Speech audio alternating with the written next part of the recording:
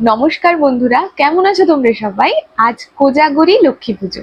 তো লক্ষ্মী পুজোর দিন আমার মেনলি যেই কাজটা থাকে বাড়িতে আলপনা দেওয়া, সারা ঘর ভর্তি করে আলপনা দিতে আমার ভীষণ ভালো লাগে। এখন আমি ঘটের চারপাশে আলপনাটা দিতে বসেছি, তাই একবার রং তুলি আর ওই জায়গাটাকে নমস্কার করে নিলাম মাকে স্মরণ করে। চলো লেগে পড়ি কাজে, দেখা যাক কতটা কি করতে পারি। আমি আস্তে আস্তে আমার মতন করে করছি।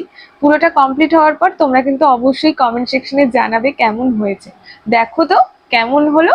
এদিকে কিন্তু আলপনার সাথে সাথে বাড়িতে আরো অনেক কিছু হচ্ছে, নাড়ু বানানোর প্রস্তুতি চলছে, এছাড়া পুজোর যাবতীয় কাজ সবটাই আমার মা বাবাই করেছে, আমার এই ছোট্ট একটুখানি কাজ।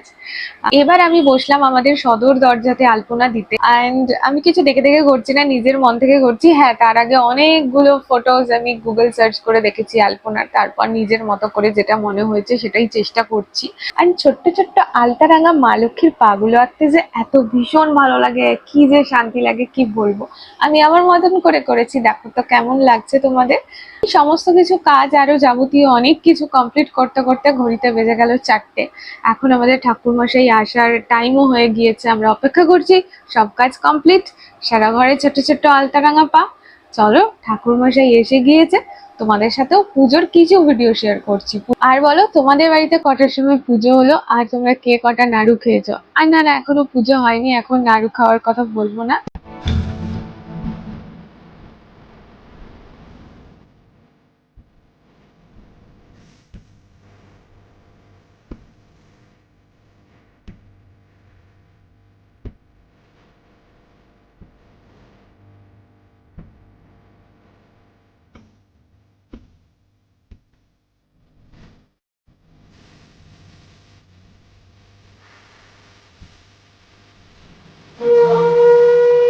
शांति सुरायं विधिवचस्यां माधवो माधवो वाचि माधवो माधवो हृदि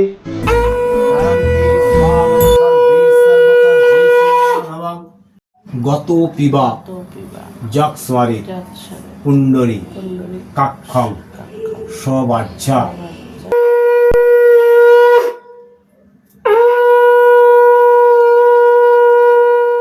ভিডিওটা কেমন লাগলো কমেন্ট সেকশনে জানিও। আজকের মতো বয়সে এইটুকুই, বাই। সবাই ভালো থেকো।